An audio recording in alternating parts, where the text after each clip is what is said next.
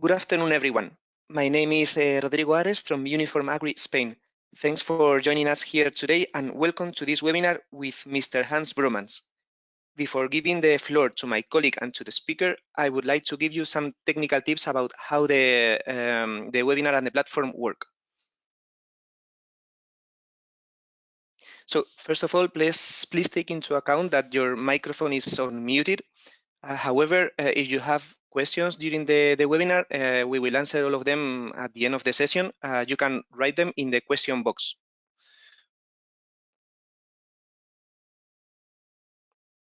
Then please make sure that your audio is on computer audio. In the audio section of the webinar, you can find this configuration. So this way, you will be able to listen to us. Otherwise, if you are not able to listen to it, or if you have any issues during the session, you'll receive a recording of the webinar one day after the session, so tomorrow.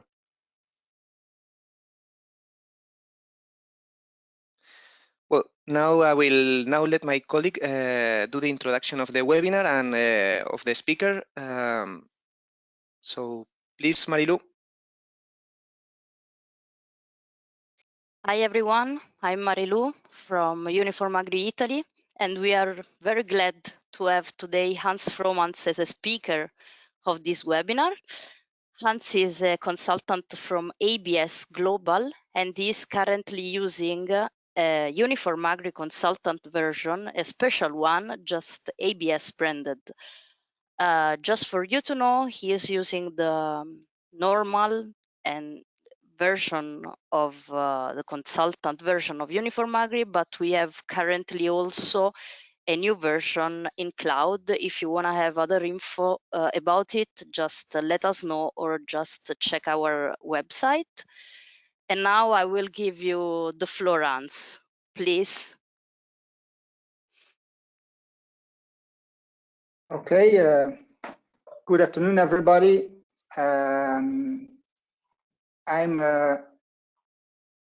Wait a moment, I'm just gonna show my screen. There you go. Yeah, Hans, we can see your PowerPoint presentation now. Perfect. So thank you very much for inviting me, UNIFORM-Agri, for this webinar. I will present myself very shortly.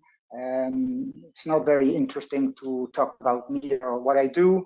It's all about using the UNIFORM consultant version.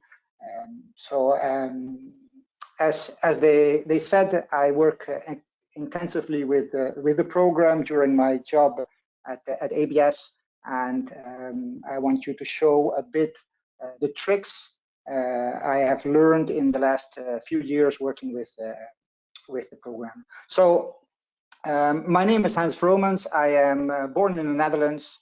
I've done the International Agricultural School in Deventer, and then I did my master's in the UK. Just to give a bit of background on myself. So I was born in the Netherlands. Then I moved to France in, if it works, yeah, in France in 1995. I lived there for a few years. I went to Brazil for another 5 years, from 2000 to 2005. And since 2005, I live and work in Italy, first as an RMS manager in Italy, but after that as a strategic account manager for ABS Global. So what is a strategic account manager? My job is actually to make farm more efficient, and I do that in several parts of the farm. So that's about genetics, that's about fertility, that's about management, that's about comfort, etc. So that's my job, and I do that in the whole of Europe with farms above 1,000 cows. So that is my job. Hans, so sorry to interrupt you. You are not in presentation mode in your slide. I'm not in presentation mode. So basically we see also the slide that will come. Okay, just a moment. No problem.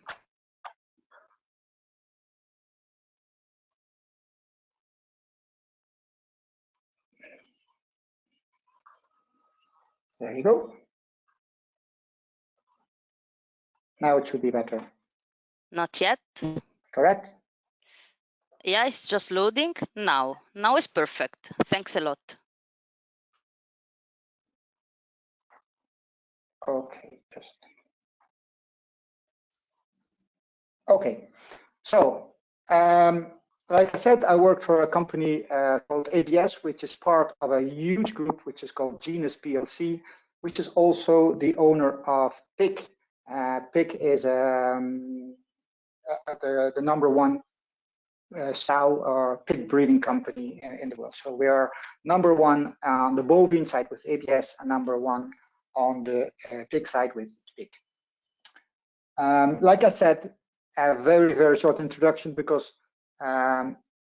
we want to use the program. Fertility is the subject of today, and I just want to make sure that everybody has the correct understanding of what is involved. Where are we looking for?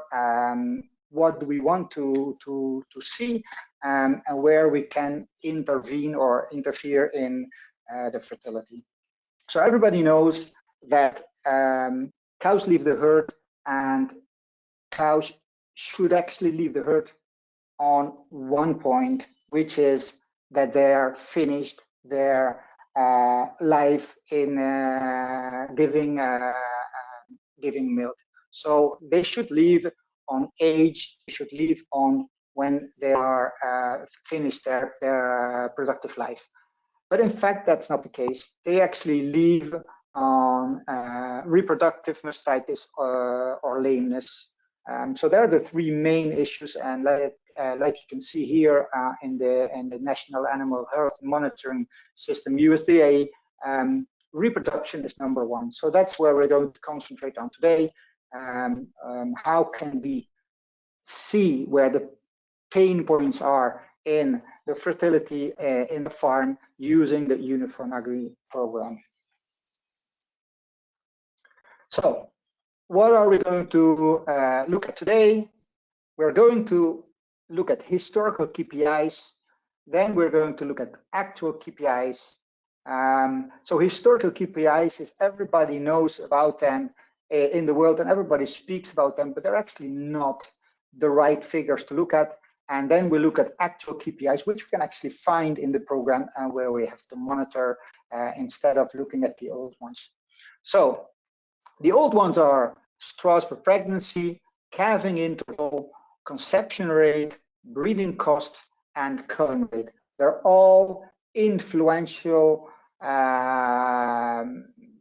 influenced by human decisions. So we don't actually use them anymore because they're not a good measure of success. So what are we actually using? We are actually using pregnancy inventory. We're using pregnancy rate, conception rate, and insemination rate. And they're all things we can actually find really well in our program. So just a very short explanation about all four items, KPIs. So pregnancy inventory or heart count is how many pregnancies I need, how many cows I need pregnant, and how many heifers I need pregnant per week or per month. Okay, depending how big your farm is, if it's a week or per week or per month. So there's a really a very easy way to do that. You go to the website www.abstechservices.com and you fill in this this little thing, and it will come out automatically. Here you can actually see that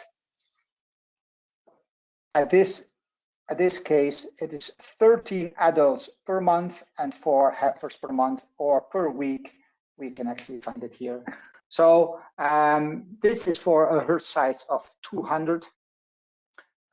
If the herd size is different, it's of course a multiplication. It depends also on the replacement rate, pregnancy loss, conception rate, etc.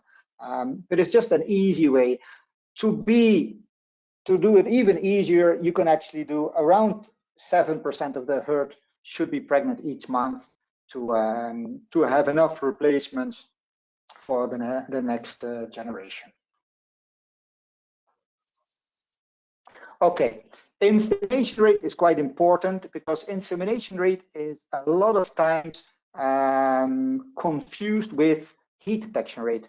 There's quite a difference between the two, and happily, I'm very happy that UNIFORM uses the right one. So they use insemination rate, and I will explain very quickly what is the difference. So heat detection rate or insemination rate. Heat detection rate says it already. You have detected, observed a cow in heat, and you do not know if she's bred or not, but you have observed her. So you measure the amount, the percentage of cows observed in heat in each cycle. Okay, which program does use that? All the activometer, colors, etc. program, pedometers use heat detection rate because they did their job. They have identified the heat, but it doesn't mean it is bred or not. Insemination rate is the same thing, but you have to inseminate the cow. And it is very important because without an insemination, you can't create a pregnancy. So we have to count as a consultant insemination rate and not heat detection rate. Okay, all cows eligible, because we always talk about eligible cycles, are all cows past the voluntary waiting period. We will speak about voluntary waiting period later on. Not recently bred, so if the cow was bred yesterday, she is not available until she gets open again. A do not breed cow or a not pregnant cow. Okay. So conception rate is quite straightforward. It's a percentage of the cows pregnant with the number of inseminations done. So I have 10 inseminations, 4 are pregnant, conception rate is 40%. The most important thing about conception rate is that actually you do it in a period. So it's in a month, in a week, in a year, or whatever period you would like, but it's about pregnancies with inseminations in a certain period. And then pregnancy rate, and I think most of us know, but it's very important, indicates the number of pregnant cows out of the eligible cows, which we saw before, in a period of 21 days. Okay, so basically 35 pregnant out of 350 cycles, which is a PR of 10, which is of course not enough, but just to give you an idea. So insemination rate times conception rate is pregnancy rate. Okay, so quite simple, but good to remember. So very, very shortly, a summary. So we have about heat detection rate or insemination rate. So we always want to talk about insemination rate, and an insemination rate should have a goal of 60% or more. Okay, in wherever part of the world you are, that should be your objective. A conception rate should be above 40%. Okay, also here, there's quite a few countries where there's a lot of heat, where there's a lot of stress, and that maybe 40% in that period is not achievable. In other periods, that should be way higher. So an average of 40% should be obtained everywhere. So the pregnancy rate, actually, we should aim everything above 24, 25 as being good. Okay, and you can go up to 28, 30, 35. There is of course a limit, but I wouldn't say that 30 is a limit. Okay. So here, just very quickly, this is the test farm, which I will show you in a minute. They have 550 cows. So basically, if we talk about the pregnancy heart count, we have to draw a line with 24 adults and 18 heifers. And I will tell you also why the heifers are so much, because the replacement rate in this herd is really big. Okay, so that was the presentation part. Let's see if we can go to the program. If somebody can let me know if we can see this. Yeah, Hans, now we can see your uniform program. You are on the dashboard. Perfect. So now. yeah, okay, so everybody sees the dashboard. This is the first thing where you should go. Don't go and dive in and go find the reports. This is the first thing, because the first thing is to make sure that the information is correct. That's the first thing. So the first thing what you do is actually you look at the top with the blocks with all the colors, and you click on the open one, and you actually rank them on status. Okay, so you've seen that the last cow calved is 6 days ago, and the last one is 106 days in milk. So you know that there's not a cow which is a very long time in milk and is not bred. Very important. So if we find anomalies, you have cows in here with 300 days, with 500 days, they should have been put to a do not breed cow. The same we're actually going to do with insemination. So that's the yellow box. So here we put again on status, and you see that a few cows should have been preg checked, because it's 66, 57 days, but it's not that bad. But you can have your cows 100 days, 150 days, 200 days. So they were not preg checked, or they were preg checked and they forgot to put a negative or a positive in it. So this is really important that you just check very quickly those data, because if you find anomalies, all the rest of the data is not correct. So you can actually find it here. You can also see that in the black box, which is the do not breed ones, there should actually be cows in here. So if you see 5 to 7%, that is quite normal on do not breed cows. Okay. Also here, PD negative. Most of the time you should see something in it, or they have a resync program, and then most of the week there shouldn't be any cows in there, but most of the time you actually see. So that's the first thing you do. The second thing you do is you're actually going to look how many pregnancies does the farm have. So you actually count the green and the orange box together. So here you see 44 and 11, which is 55%. That is good. You actually want to have always more than 50% of the cows pregnant in any moment in the herd. Okay, so this is really good, 44%. But a first thing you have to check before you're actually getting into the data. The second thing we're going to look at this is the bottom part. So there are the KPIs. So I put the ones which I normally put. Everybody can put their own, but it gives you an indication of what is going right and what is going wrong. Okay, so you see here the 8 boxes on the bottom right, and you see that if it's green, orange, or red. Green means it is above objective, so it is good. orange means that it is an average, and red means that it is below objective. Those objectives can actually be put, you see here, the little wheel can actually be put, good and bad can actually be put in those. So it's quite important that you do that, because the farmer should know, if you're on his computer, what is good and what is bad. So he has a really straight view of what is good and what is bad. So here it's quite normal. You see here an insemination rate, conception rate, and a pregnancy rate, which is really good.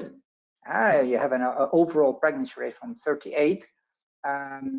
We probably put in 38 or 40 as the objective for the milk production, and it's 35.8.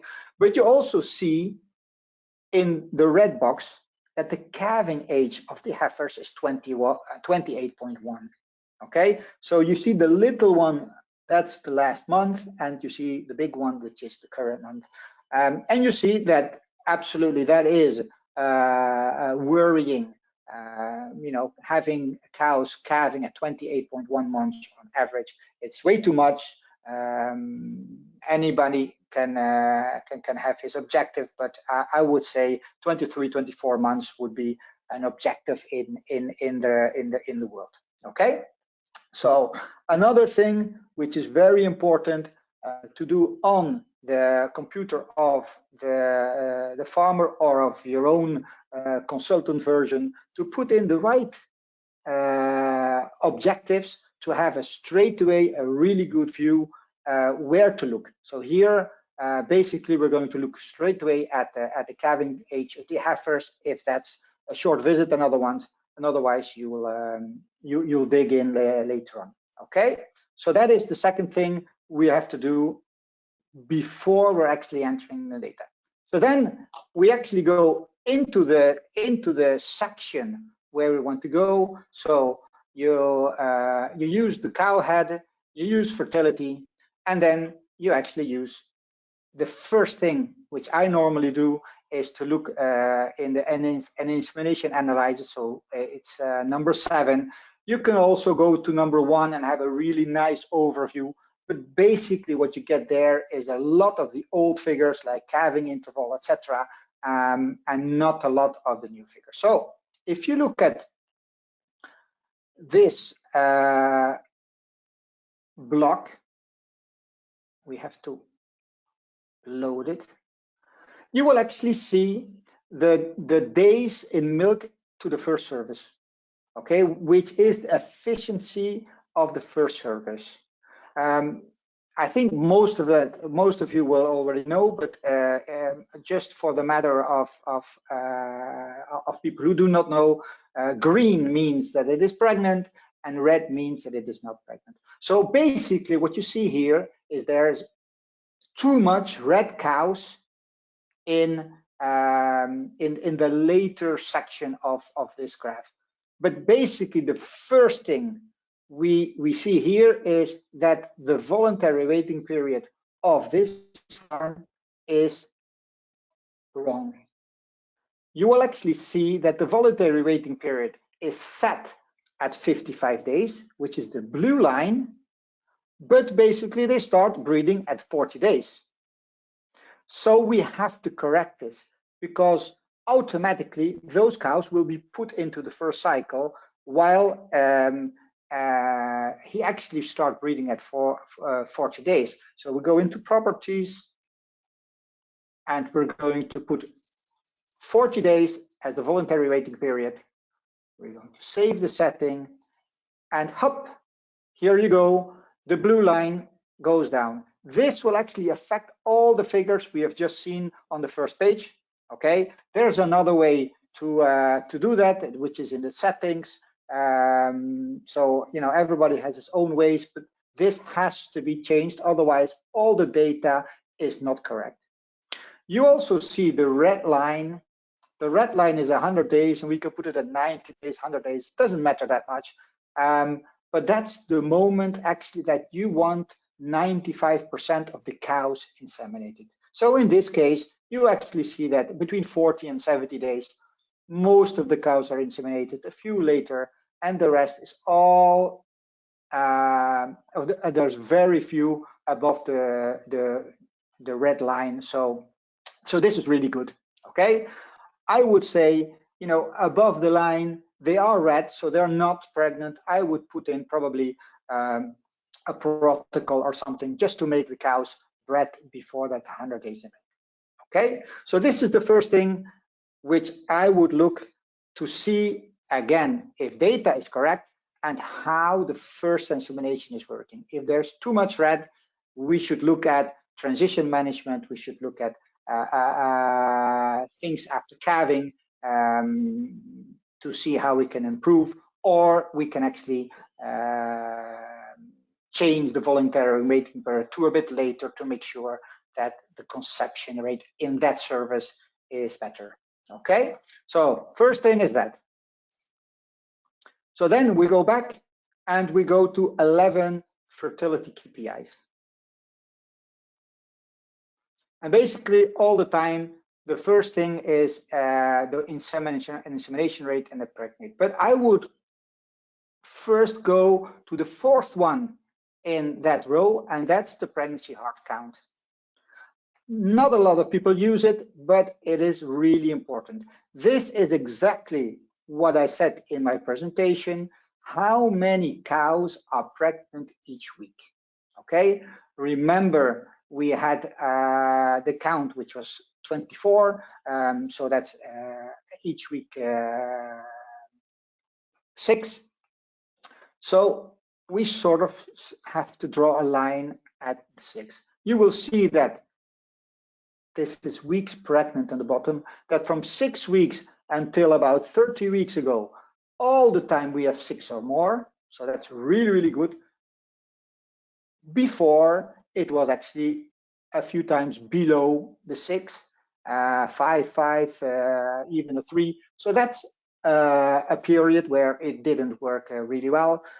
You know, if you count from today, that's probably pre-summer or summer. So that's probably where they had a bit of problems there. But like I said, really, really easy to see if there's a hole for a certain period. It's also very good for people who do not understand really well pregnancy rate or insemination rate, people who are maybe the older generation who are not really computer minded. This is really, really easy. You need 6, I have 8, you do good. I need 6, I have 4, I need improving. Okay, so let's go back to insemination rate and preg rate.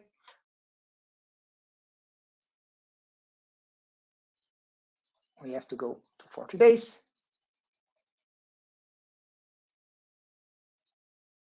So here you see that my my insemination rate and my preg rate from before went from 28 to 25.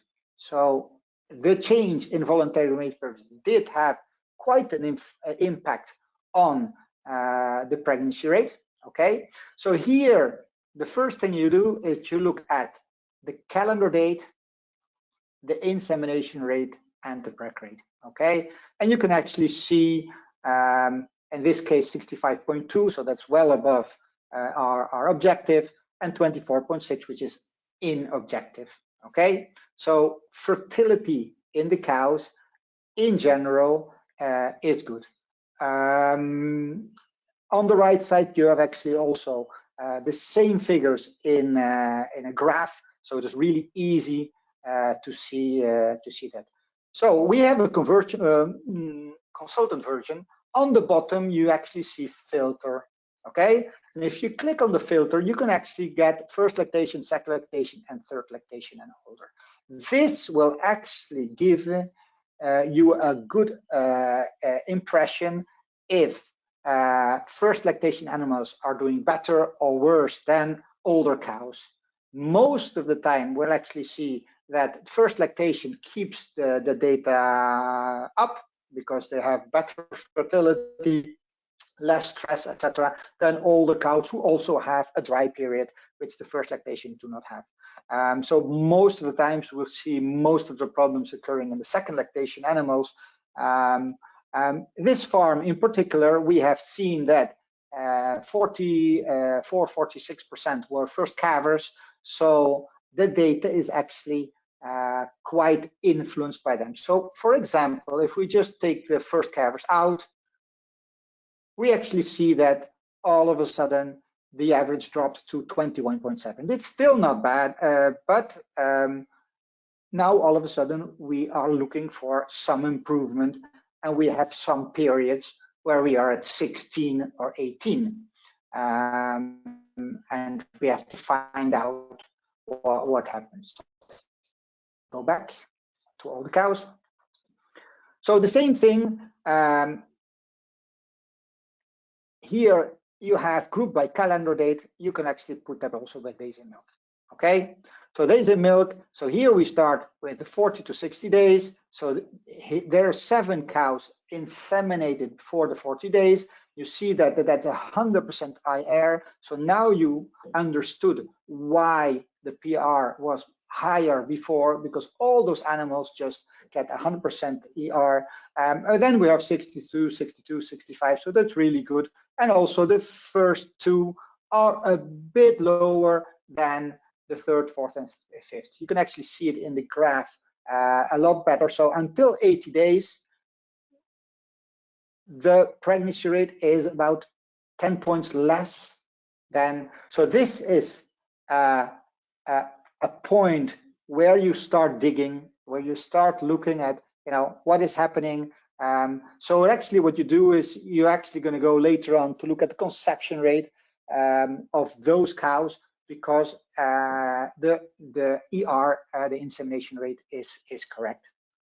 Okay, so just where you can find all the data. So here again, you can filter, and then you will find that the 2nd and 3rd lactation animals are really low in those first 2, and if you put only the first calvers, you actually see that they are still at 25, 26. Even if they go a bit higher, the one after, it's 28 after short. So I wouldn't worry too much in this case about them, but about the other ones. It's just, to show how you have to move and how you can use these.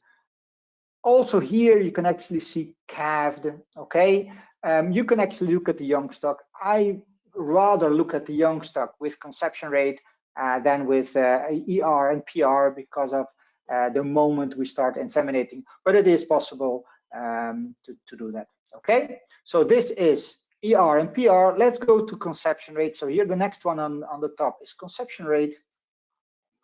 So the conception rate, we can change here grouped by, again, the filter still existing, 1st, 2nd, and 3rd lactation, really important, because you have to know what is happening. So the first one you actually see is number of inseminations. So here you have the first insemination, and actually we saw already the first insemination is not doing as good as the later inseminations. So this is something we as a consultant have to address. We have to look if they're done by synchronization. We have to look if that's too early in the lactation, that maybe the voluntary waiting period should go up, etc., etc. That's our job, but I'm just showing where you can find it. So you can see it here in data and here again. So the next one is by lactation. So there's the first calvers, 2nd, 3rd. So basically this one doesn't have the drawback in the 2nd lactation. So probably the transition management is okay.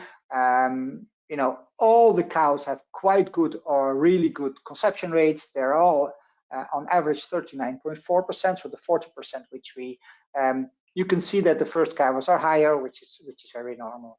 Okay, so the next one is inseminator code. So this is who is inseminating. We took that out, of course, because we don't want to have names here from people. Inseminator bull and sire of cow inseminated. I know that it's in there. I would never use it, or the farm must have thousands of cows.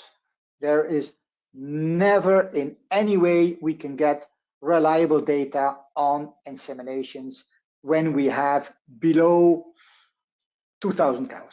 So I'm sorry, I don't use this and I will never use it. And I work for an AI company and we sell bull semen, but this is not what I use. This, on the other hand, is quite important because this is the conception by days. And so we have here all the days and the percentage of the insemination in the before last column. So if we have a percentage which is 35, 40, 50%, we know that there's a sync day, there's an off sync day or a double off sync or whatever. And we can actually monitor here if that day is better or worse. If we see really low days, that's probably when they do work in the farm, when they do the beds, when they clean the farm, or something is happening, and you have to intervene in that.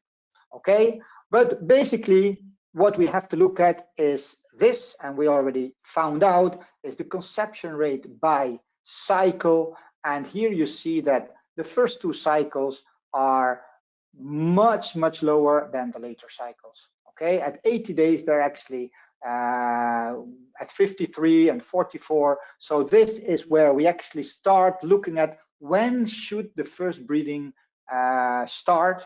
So I don't have the milk figures, or we don't show the milk figures, but I would absolutely push that voluntary waiting period up. But that's your decision. That's not mine. It's just, you know, showing you where to get the data. You have it by calendar date. You can actually put this into periods. So this is by week, because this is quite a bigger farm. But if you go into properties, you can actually also look at it by month, which is probably what you want to do with a smaller farm, and see the month. And actually you see here the drop in April, May, and June, which we already saw in the pregnancies. In the pregnancy heart count. So that's the calendar date. And then there's another one, which is really important, which is the ostrich origin or the ostrich signs. In this farm, we do not determine that. This is really important. You do need to know which type of breeding is being done. Is it natural? Is it synchronized? Is it artificial? Is it by the bull, etc.? You have to know. Otherwise, you can, as a consultant, not do your job. So how do you put this in? In the settings, you actually put general settings, and if you do that, and it takes just a little bit. Let's wait just a few more moments. Hope you can see this.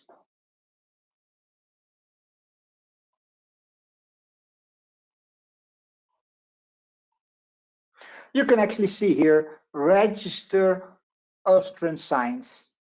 This has to be clicked on, okay?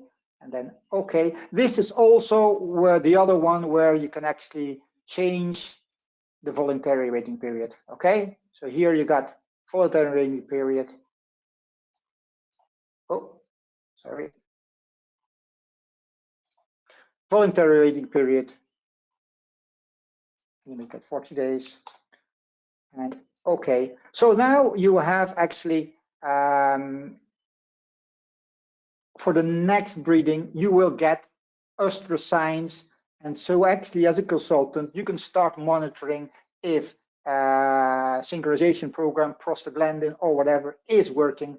Unfortunately, this demo didn't have that, so I can't show you what is working, what is not, but it is really important. So the last thing we're going to look at is the interval. So that is between the first and the second, or the second and the third. So between breedings, how many days are between breedings? So here you get the conception rate. So after the first inseminations, the conception rate is way higher, 45.4, while the average of the whole herd was 39. And you can actually see that here in the last before column, how many percentage are being seen in cycle, so 18 till 26, and how many out of cycle, and how fast they are going to be bred when they're found open. So there is about 14% over 48 days. That's quite a lot. And there's 54% in cycle, which is quite good. Okay, so this is the calving interval. And also here, if you have too many cows, 4 to 17 or 27 to 35, you have to go and look at cyclicity. You have to go and find out why there's too many cows out of the breeding cycle. Okay, so that is all we have on the conception rate. There's a short explanation if people didn't understand or want to have it in local language about insemination rate, pregnancy rate, and conception rate, which is here, the explanation part. Okay, so this is very, very quickly my explanation of how I use the program. I do use, I put them into a presentation. You can actually do that. There is a link to a presentation, so you can actually put those in the presentation. Talk to your UNIFORM-Agri person in your country how to do that exactly. I have it all automized, so I don't do that, but it is possible. So I would absolutely ask for that, so you can actually leave something in the herd with some notes, etc. Okay, very good. I'm gonna go out of the presentation now. Here you go. So now probably people can see me. I am going to open the floor to questions.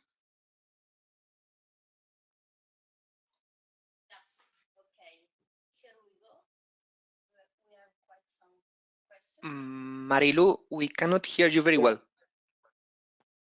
Sorry. Sorry, what about now? Yeah. Perfect. Okay. Okay, Hans, thanks a lot for sharing this information. We have quite some questions for you. I will start reading the first, if you are ready. Yeah. So, what time period does UNIFORM use for recently bred when defining eligible available cows? So what period do they use? What time periods does UNIFORM use for recently bred, into comma, yes, when defining eligible available cows? I guess he's speaking about voluntary waiting periods, or no. I think so. Basically, what I understood. So I'm not the owner of the program. So you actually should ask the question to UNIFORM-Agri, not me. I'm a consultant. But I think that a cow is not eligible until she is rebred or when she is put open in a bred check. So she will actually keep on being not available if we do not give her a status which actually shows that she is or pregnant or, so that's my understanding. I think that's the answer of the question. I guess we answered your question, Andrew. I don't know if you have something to add.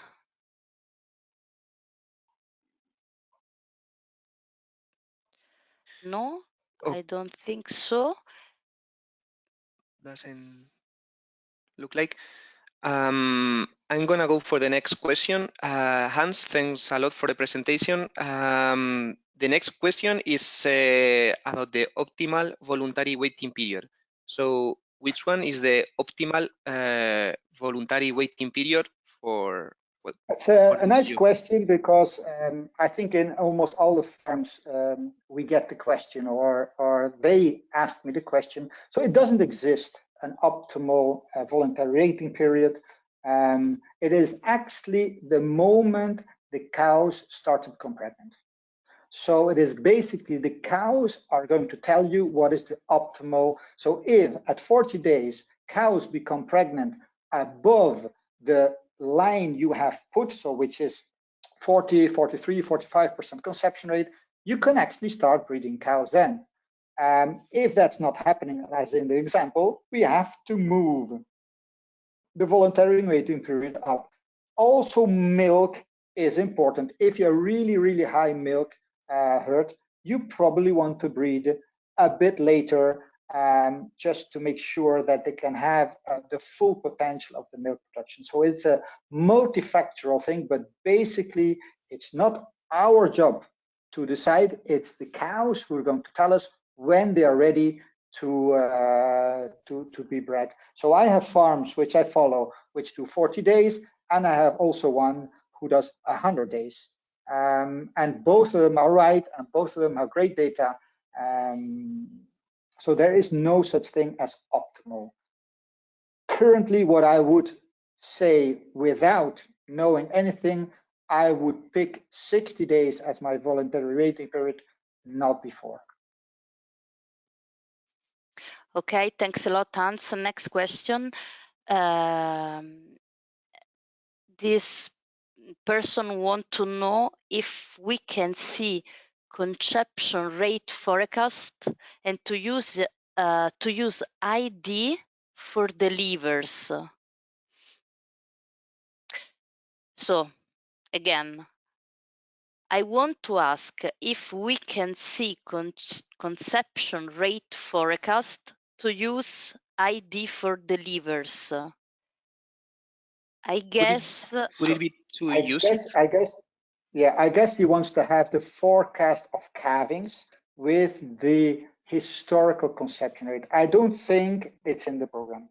Okay, and I would also avoid, because every year is different. Every time heat stress is different. Last year we had heat stress until late into October, while other years in September we're already starting to get pregnancies. So to my knowledge, it's not in there. If you look at the pregnancy forecast, or if you look at the calving forecast, which is in there, it stops when actually you don't know. So in my knowledge, it's not in the program.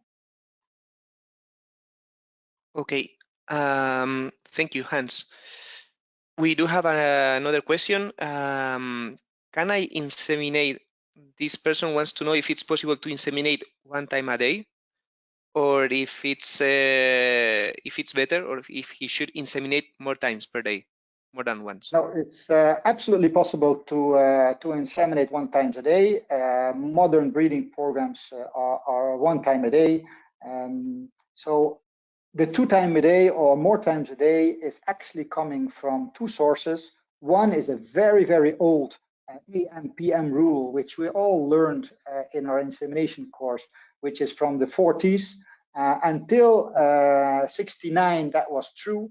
But basically what happened is semen went from ampoules to straws. The techniques all increased and got better, and now semen stays live in the cow and can conceive 22 to 24 hours. So if you want to do a double breeding, just do that 22 to 24 hours afterwards to prolong the period, but it has no sense at this moment to do that.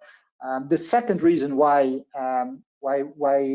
people think is that all the activity or pedometers, monitors, they will actually give you the optimal time to inseminate, which is correct, but which will give you a morning and an afternoon window, because that's a selling point for them.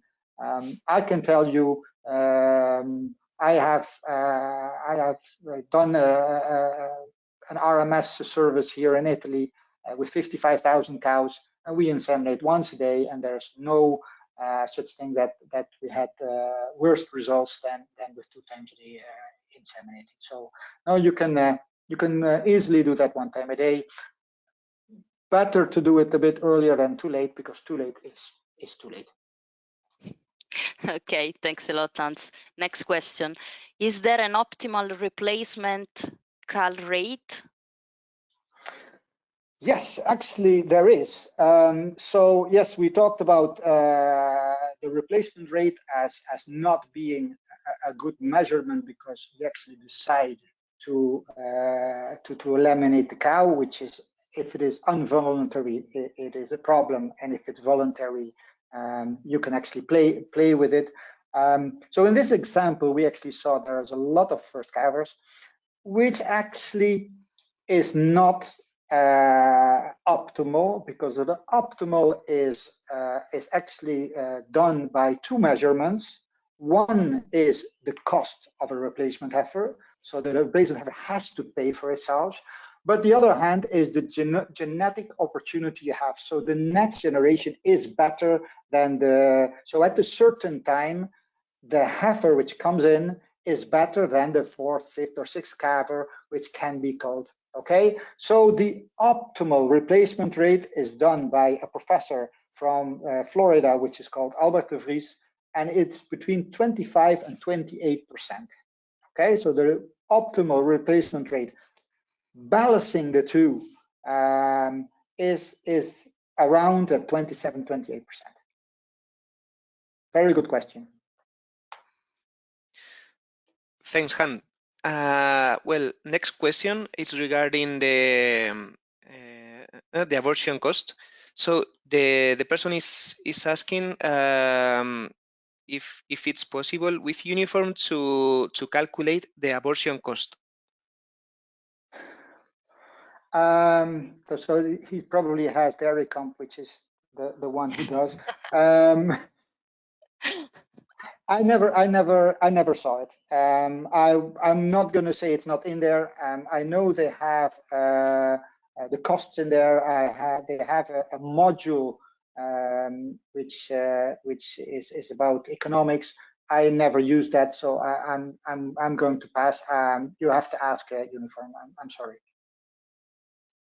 Yeah, if I can add something, we have an economic module, and you can calculate some cost in it. Thanks, Hans. Next question. How voluntary waiting period affect into KPIs, PR, CR, IR? Well, yeah, it's really important, because we saw in the example how devastated that can be, because we changed the voluntary waiting period with 15 days, and it actually decreased the PR with 3 points. It is not a KPI, like we said before, because it's actually a decision we made. It is not a result, but it is extremely influential. So we really do have to look very well when we are going to start breeding our cows, because first conception rate, first insemination conception rate is actually a KPI, that is actually the KPI where you're looking at to change your voluntary waiting period. Mm-hmm. Thanks, Hans. Next question, it's is it possible to detect in UNIFORM-Agri the inbreeding measuring? Some indicators? Yeah, I don't think so. I don't think so. Inbreeding in the end is also quite complicated. You will have to have all the information in the program for a lot of generations, and still it is not going to be accurate. In a lot of countries where I go, they have a difference in measuring and calculating inbreeding. So I would not ask UNIFORM to do that, because I don't think it's in it. I think you should ask your local AI company or ABS or your supplier to give you a good indication of that. It is something which mating programs can exclude, can diminish, and I would do that than worrying about uniform and having inbreeding or relationships. Thanks a lot, Hans. Next question. What do you think about postpone voluntary waiting periods in herd with high production? I think it's a good possibility, absolutely. High production means that cows are more likely to be in a negative energy balance, so you want to start breeding after the peak. So that's already after 60, 70 days. If there is a good flat lactation curve, so there's not a lot of drop after the, I would definitely start breeding at 70, 80 days without any problem. I do have one farm who does after 100 days and has no problem. Again, I'm going to go back to the question from before. First, insemination conception rate is really important. You cannot do that if you start breeding and your conception rate is not good. Then cows will get stale and cows will not get pregnant. So conception rate on first insemination has to be correct to put that. So don't go from 60 days to 100 days in one go. Just go bit by bit, pass by pass, from 60 to 70 to 80 to 90, and see if your cows still get pregnant in the first and second lactation, first or second breeding after maybe 80 or 90 days after calving. Sorry. Very clear, thanks. We do have another question regarding the data. How many cows do you usually need before this data is reliable? From the inseminations? No, I guess from all KPIs that you have been speaking about. Okay, yes. So basically, you need at least 200 to 250 animals to have a very good and clear view. I know that a lot of farms have less animals, so you still have to use it, but then you have to use it as a broader, use a year or a year and a half or 2 years, and especially, like I said, on breeding. Breedings, you need really thousands of data to get that. So yeah, better to have 200 or 250 cows or more to really be able to split into first calvers and adults, etc. Otherwise, it becomes really dodgy to look at those data. Thanks, Hans. We have a lot of questions left, but I guess also we have no time left. Would we answer the last one? Yeah, Hans, go ahead. do you have still time? Okay. Maximum amount of inseminations per cow. Basically, there is not a maximum amount of inseminations, but there's a maximum days in milk when you would sort of stop inseminating. And this depends on a lot of factors, on the milk production, on the age of the cow, etc. But basically, what the literature says and what I use in my work is you stop breeding at 300 days the first calvers, at 250 days the second calvers, and third calvers and more, you stop breeding at 220 days. So how many breedings in between, that doesn't matter. The cow has to be pregnant, so you have to breed her. But at that stage, it becomes anti-economic in most of the cases to still breed a cow. Thanks a lot, Hans. I guess now our time is really over. I would like to thank you very much for this webinar, and I would like also to thank all the attendees for every technical question or questions about UNIFORM-Agri. We are always available to answer to you. You can write down to us in our website, and thank you for joining it, and have a nice afternoon then. Thank you very much, everyone. And well, I hope you enjoyed it, and I hope to see you in the next webinar. At the end of this webinar, you'll see a questionnaire to answer some questions regarding the future topics that you would like to know more for future webinars. So thank you, Hans, very much. You're welcome. Have a nice day. Okay, thank you very much. Bye now. Bye, everyone. Bye-bye.